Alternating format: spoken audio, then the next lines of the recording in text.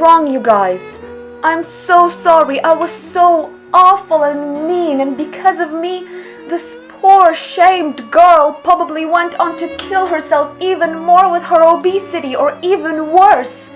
I'm just such an awful person. I really don't deserve to live. I should just go and kill myself because I really, really do not deserve to live in this perfect world. Yeah.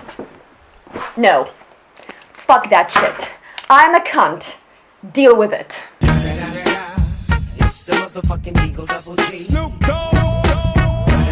Well, damn guys. 14,000 subscribers in just over a week. This is incredible. Thank you so much. You guys are so awesome. I have no idea why YouTube started recommending my fat shaming video all of a sudden, but I guess even YouTube understands that people want to know the truth. Or maybe they just want a bunch of pathetic feminists to get triggered and offended.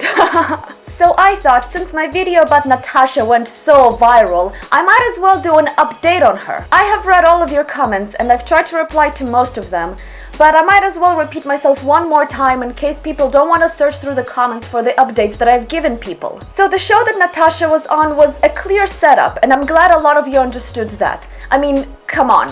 A little scooter, a treehouse restaurant, and a vegetarian one as well, an eating competition.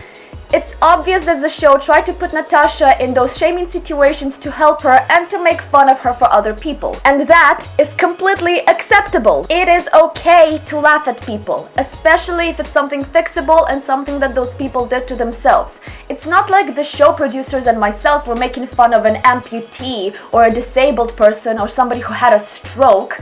We were making fun of a fat person, which is quite easily fixable with just some self-control. Everybody knew for a fact that Natasha was that fat only because she wanted to be that fat. And that clip was in my original video. Я не худею, потому что это моя фишка, изюминка, я такая особенная. Ну блин, меня издалека видно. It was already obvious enough for all smart people, and thankfully most of you understood that. Even most of the women who came to that video understood that, and I'm so glad there's still some hope left in our society. Now let's get to the update. Some of you people think that after the horrible fat shaming and embarrassment that Natasha received on the show, she went on to eat more and drown her sorrow in a big chocolate cake. Well, guess what? Unlike immature, offended feminists, Natasha is an actual adult, a strong, mature adult. And instead of crying over her weight and keeping on whining that people don't like her and love her, she got off her ass and started working out and eating right. Shocker! I know. And that's despite the many offensive reviews that people made on her here on YouTube, including mostly Russian speakers. Like this one, or this one, or this one, or this one, or these ones, or all of these. Yes, this show is entertainment, and so are all of these reviews, and so was my review. I'm actually glad that a small percentage of people got so butthurt and offended, because it shows just how fucked up our society is when you get so offended that you're trying to shut somebody's free speech just because you don't like their jokes or opinions. I was quite clear at the end of the video that this was just my opinion. But no, feminists will be feminists. I don't like what BuzzFeed says. I don't like what stupid feminists say. I don't like the hashtag #MeToo bullshit. But I'm not trying to censor anybody or shut them off. I've never even put a dislike on any of their videos. Never flagged a video. Never got offended to the point that I am encouraged to write a mean comment. I mean, come on.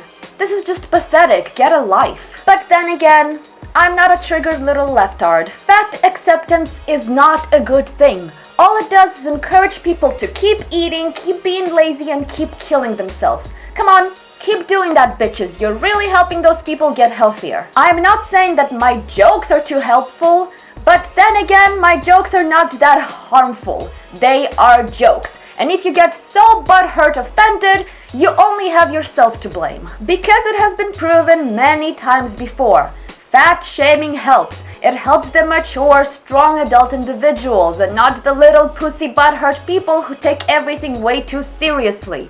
Many people want to be fat shamed. Ты понимаешь, что твой живот Третий среди всех участников проекта.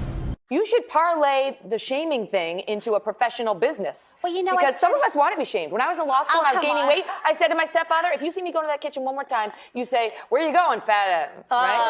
And it works. Если ты нормально похудеешь до 120, если ты начнешь считать калории, если ты начнешь считать белки, жиры, углеводы, а не жрать диетическую колу и тренироваться как полоумный, но это не имеет никакого значения, потому что 20% тренировки и 80% еда. I think that fat shaming is necessary. I think that a reason why we're, getting so obese as a country is it's rude now. I think it's necessary to keep us fit and healthy. A moral imperative, in other words. Absolutely. Right. And, actually, the science backs you up. You've probably read a ton of stuff recently from left-wing outlets that suggest that fat shaming is mean and cruel and, most importantly, doesn't work. But that's a lie.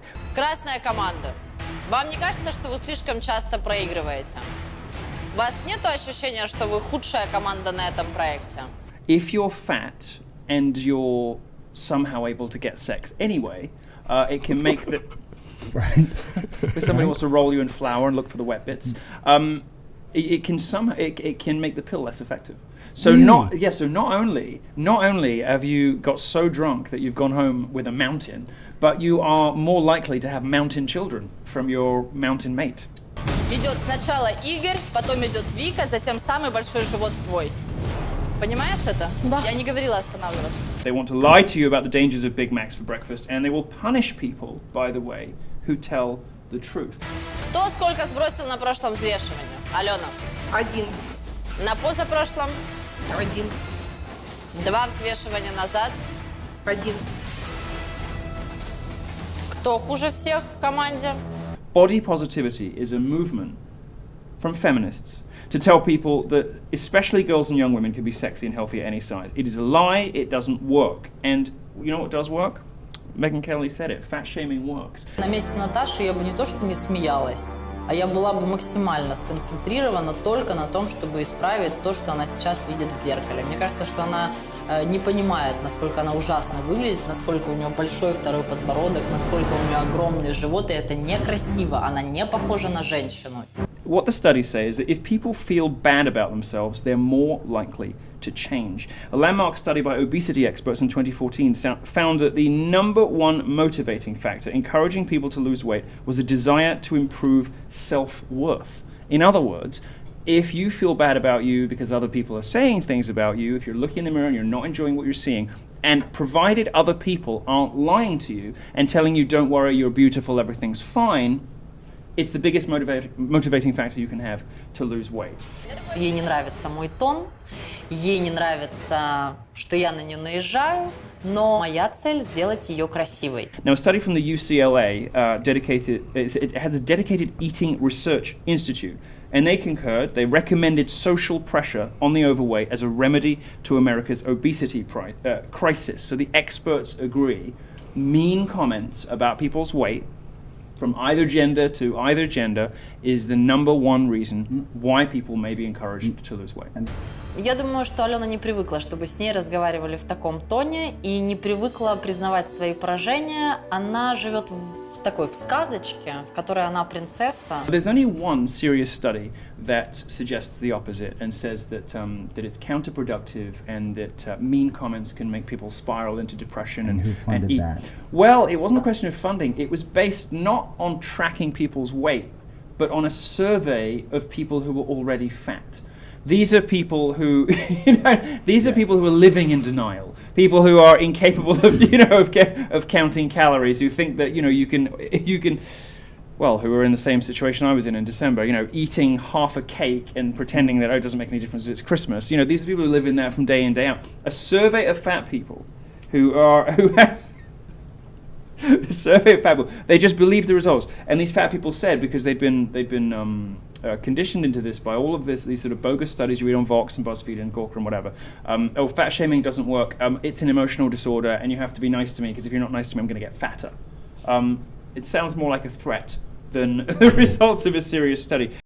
Exactly. That's how they're motivated to lose the weight. Here's my personal experience. When I was around 13, 14 years old, I was over 70 kilos, and that's around 155 pounds for you Americans. For the small girl that I was, it was unhealthy and unattractive. Not that I should have been attractive, that's just wrong for a young girl, but I felt unattractive. My family, mainly my grandparents, told me that I'm beautiful and healthy and pretty just the way that I am, which is a big fat lie. They still tell me those same lies and tell me to gain more weight. It's a bunch of bullshit. The only thing that did help me in life is all the other peoples out there who actually did not give a shit about harming my feelings, telling me that I am a fat cow and I need to lose that weight. Mainly it was women. Actually no, it was only women. People like sensitive little snowflakes would have called those statements of fact fat shaming. Because you know, stating the facts about something that's self-inflicted and controllable is definitely shaming people. But even I, as a 14-year-old girl, did not consider it fat shaming. I considered it to be a motivation. Instead of whining and crying into my pillow and being upset about my existence, I got off my ass and started exercising. My main forms of exercise were cycling, rollerblading, swimming, and hula hooping. And it took sore muscles, it took a lot of effort, it took bruises on my waist, but guess what? I lost the weight and it was worth it. And I only have my fat shamers to thank. That's, in my opinion, is what being a strong, mature person is about. Standing up and working on yourself to become better instead of complaining that somebody has the balls to tell you the truth. And I am personally very glad that Natasha turned out to be a strong, mature person as well, instead of being a whiny bitch like feminists. Right now, Natasha has lost, from what I see, at least a third of her weight, and in my opinion, she looks fantastic. Her double chin is almost gone, her figure is starting to show, and she isn't planning to stop. She also has a boyfriend, and she only has the show and criticism to thank. Yes, it takes time. Yes, it takes hard work. Yes, it takes effort. But it's possible. Natasha has actually returned on that horrible fat-shaming show for the next season, and by that time she has already lost 30 kilos, which is around 66 pounds for you Americans. On the new episode, they praised the fact that Natasha started losing weight, and Natasha only had the show to thank for it. The show, the awful, horrible show that fat-shamed her and put her in embarrassing situations and showed it to the whole country. Because fat shaming actually helps people. It helps the people who want to change. Unless you are a whiny little bitch who doesn't want to change and wants to blame everybody else for your problems. Vlad is also doing great. He never stopped exercising and he now has a beautiful girlfriend with a very nice ass. He's definitely making her do squats. Yum. And even he himself is making jokes about Natasha. What an evil asshole, right? And according to his Instagram bio, he is actually a trainer now. His bio says, and I'm quoting, "I create fitness programs for losing weight and making fatties into princesses." Fatties. Exactly. Because you know what? Stupid things like political correctness do not exist in countries like Ukraine. They're just non-existent there. Not even with kids in schools. If a kid gets bullied in school by other kids, they get told to stop being whiny little pussies and grow up. This is life. They don't get petted on their heads and being told that it's all gonna be fine. You're who you are. You should love yourself as you are. They tell them, become the person that you want to be and man the fuck up. Even girls. You can't make everybody like you. You can't force them to like you by being nice to them. Most of the time, being nice to people doesn't really work in your favor. This is why I'm such a little cunt. I just couldn't give less shit. There is also a big difference between actual criticism and jokes and just simply calling people ugly. I am being called ugly all the time. I couldn't give less shit because people have their own definitions of beauty. My husband thinks I'm gorgeous and that's what matters to me. However, it's a bit different when you're unhealthy and obese and you expect the world to see you as a princess. I don't care about virtue signaling. I don't care about offending anybody. I don't care if people think that I'm an asshole because technically I'm a fucking cunt. And I love it. For me, it feels much better than when I used to be nice to everybody and liked by everybody. It was just exhausting and people ended up using my kindness in their own favor. Now that I'm a little cunt and I only do things that benefit myself and my loved ones, I couldn't be happier. I know, I'm an asshole, I'm ignorant, I'm a shamer, whatever. From my experience, it made other people around me much happier and it made them think more about their maturity. And it works much better than just walking around on eggshells and trying not to offend everybody's sensitive little feelings. Life is harsh. Deal with it. I would rather hear the harsh truth than the sweet lies. At least then I would know that people are being honest with me and are not just lying to make me feel better and all of that nonsense bullshit. And no, I'm not making any money off of my video about Natasha. It was automatically monetized by the TV channel that made the show in the first place, and I couldn't really give less shit about the money anyway. Anyway, thank you for listening to my little rant. Thank you so much for 14,000 subscribers. I have never thought that I would get so much support and so much love from you people. You people are just incredible, and thanks to you, I'm probably not gonna give up on YouTube at all. Like, never. Take that, feminists. I got a couple of good suggestions from you guys and I will definitely get to work on them as soon as I can. Also, I opened a second channel just in case. I doubt that I will be uploading there at all, but in case this one gets shut down, you know what to do. The link is going to be in the description. However, I very much doubt that my channel is gonna get shut down because literally like 90% of my videos after manual reviews got monetized again. Even my video about the Trump protest. I know, what a surprise, so take that, little pussies. Again, thank you so much. That boom on my channel was just so epic, and I really hope that it's gonna happen again because that was just so much fun. Stay logical, stay rational. I will see you next time.